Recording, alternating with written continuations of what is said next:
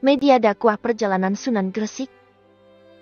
Pertama, mempelajari budaya dan adat istiadat. Penyebaran Islam melalui seni budaya dapat dilakukan melalui beberapa cara seperti seni bangunan, seni pahat atau ukir, tari, musik, dan sastra. Saluran seni yang paling terkenal adalah pertunjukan wayang dan musik. Sunan Kalijaga merupakan salah satu wali yang aktif menyebarkan Islam dengan menggunakan sarana wayang. Ia beradaptasi dengan masyarakat setempat dengan mempelajari bahasa Jawa, mengenal adat istiadat, hingga mempelajari kebiasaan yang dilakukan penduduk, seperti mata pencahariannya, pandangan hidup, dan lainnya. Kedua, membuka warung atau berdagang. Mula-mula beliau berdagang di tempat terbuka dekat pelabuhan. Ini dilakukan agar masyarakat tidak kaget dengan ajaran baru yang ia bawa. Duku dalam buku Grisi Tempo dulu menulis bahwa kewibawaan dan kecakapan Maulana Malik Ibrahim mengundang simpati dari masyarakat, bahkan Raja Brawijaya. Beliau akhirnya diangkat sebagai Syah Bandar atau kepala pelabuhan. Raja Brawijaya juga mempersilakan Sunan Gresik untuk menyebarkan Islam.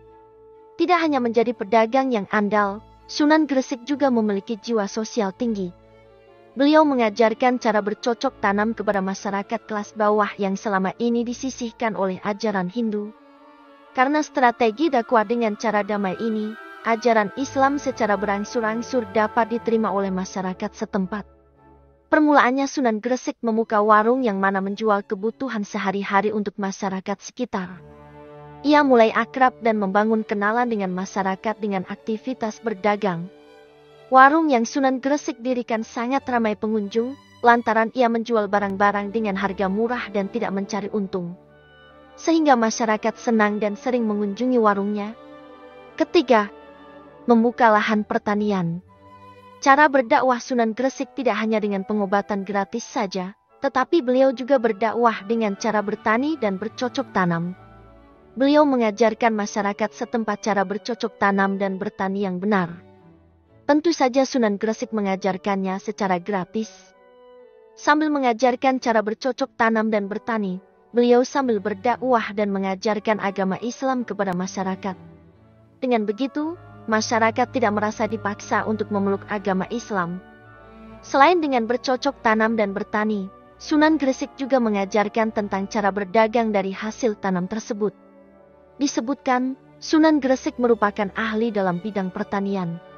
Ia memanfaatkan lahan yang subur untuk menanam bahan pokok seperti padi, umbi-umbian, dan sebagainya.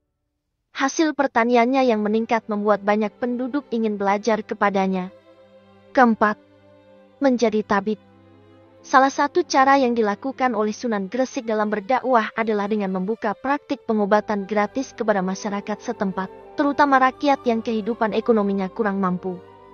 Sunan Gresik memiliki kemampuan untuk mengobati orang karena dulunya beliau pernah belajar ilmu pengobatan tradisional. Beliau pun memanfaatkan keahliannya ini untuk berdakwah. Sunan Gresik tidak pernah membeda-bedakan golongan masyarakat.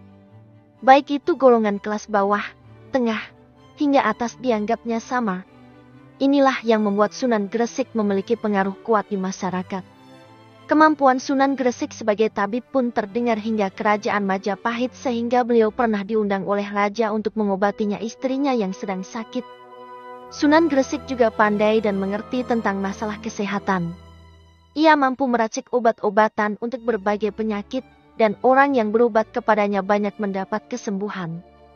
Dalam praktik pengobatannya, ia juga tak memungut biaya sepeser pun. Kelima, menghapus perbedaan kasta. Sunan Gresik mengajarkan ajaran Islam yang mana tak ada perbedaan kasta di dalamnya.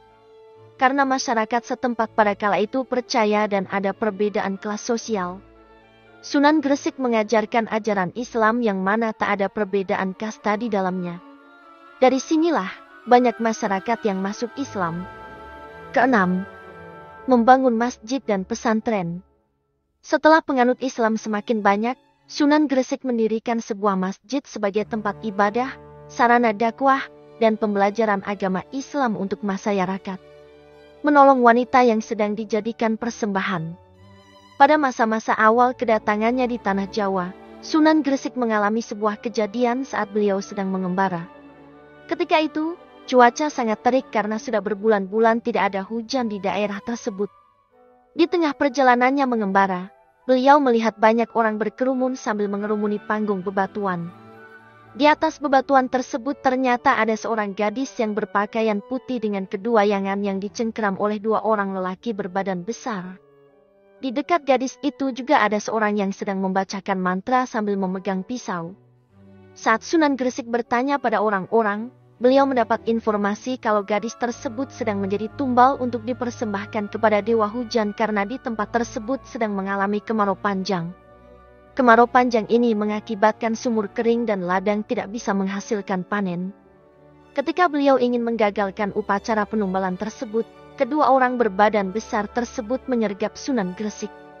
Tapi baru beberapa langkah saja, kaki dua orang tersebut terasa lemas hingga tidak bisa digerakkan. Setelah mengetahui kalau korban persembahan ini adalah yang ketiga, Sunan Gresik kemudian bersama kelima muridnya menghadap kiblat lalu melakukan syalat Sunnah Istiqah sebanyak 2 rakaat untuk memohon hujan. Tak berselang lama, turunlah hujan dengan deras. Orang-orang setempat yang sangat gembira pun berterima kasih dan ingin menyembah Sunan Gresik, tapi hal tersebut dilarang oleh beliau dan menyuruh mereka untuk mengucapkan syukur pada Allah SWT.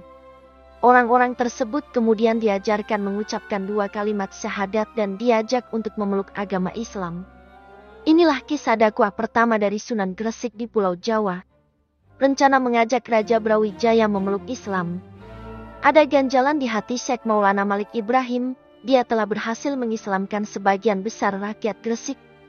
Gresik adalah bagian dari Majapahit, kalau seluruh rakyat sudah memeluk Islam, sementara Raja Brawijaya penguasa Majapahit masih beragama Hindu.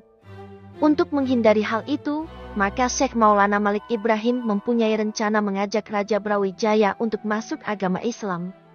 Hal itu diutarakan kepada temannya yaitu Raja Cermain.